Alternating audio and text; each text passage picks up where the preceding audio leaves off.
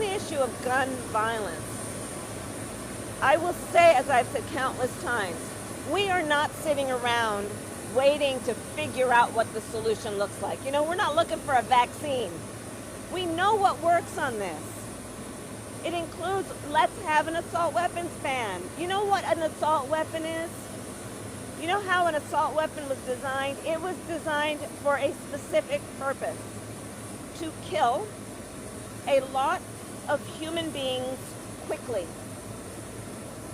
An assault weapon is a weapon of war with no place in a civil society.